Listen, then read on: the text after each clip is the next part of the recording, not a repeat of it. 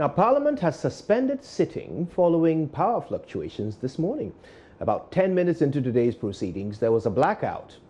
But the uninterruptible power supply, the UPS system, couldn't keep the equipment running because the UPS had been damaged following fluctuations over the weekend.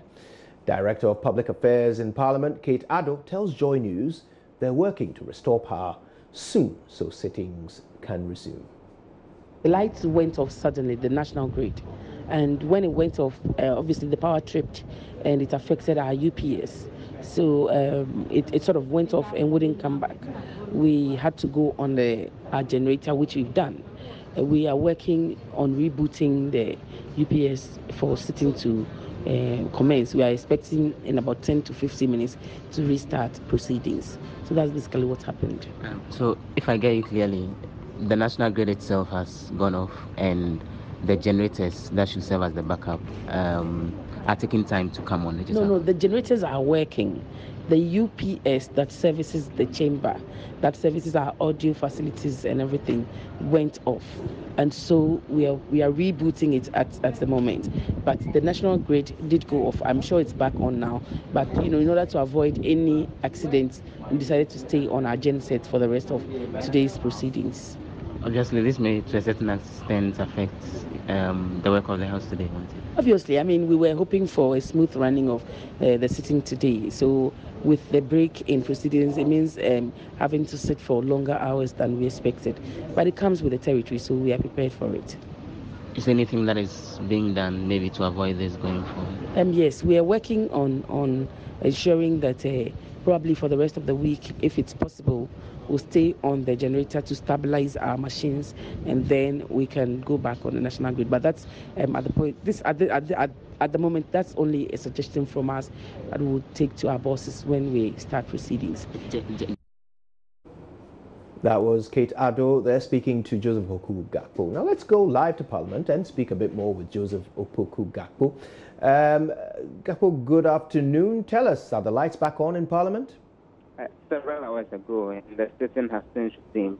In fact, the light came back on a few minutes after the fluctuations early in the morning, except that the indication was that what was really holding back proceedings was they have an uninterrupted power services which actually support the microphones and the public address system in the House, which had gone forth as a result of previous fluctuations. And so the decision to allow the House hold on to the sitting for more than 2 hours was to get that fixed even after the power return. And the indication is that going forward, there will be a lot more focus on the use of the generators in the House when sitting is in progress, so that then the fluctuations don't end up affecting the proceedings in the House generally.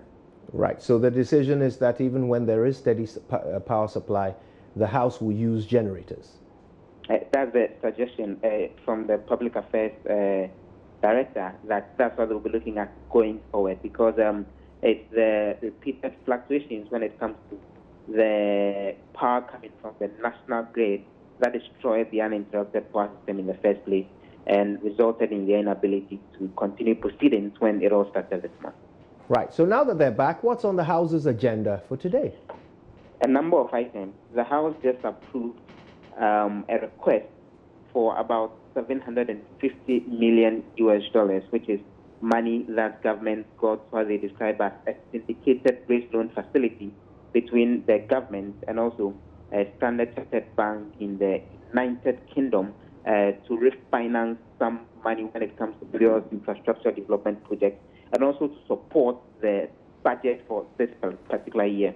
The House debated that for quite a while. The minority, led by Isaac Adongo, indicating that as far as they are concerned, the extent that government is going for this particular loan is an indication that the economy is in trouble and that there is the time is now for government to relook at how it's managing the economy. Otherwise, a lot more problems will arise in the next few months. But as we speak, the House is debating a request by government for the approval of a sovereign guarantee of 2 billion Ghana cedis for the Ghana Amalgamated Trust Limited to support banks which are actually raising money to meet their minimum capital requirements. And the minority has rejected government's request for this.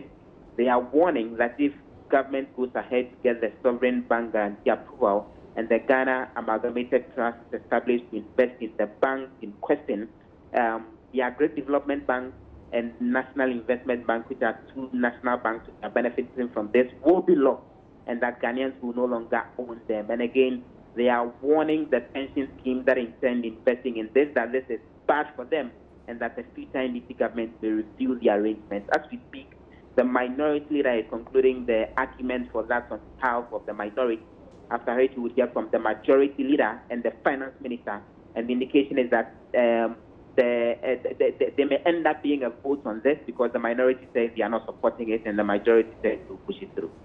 Right. Well, thank you for that, and we'll keep an eye on that particular evolving story regarding the Ghana Amalgamated Trust and the pursuit of a sovereign guarantee.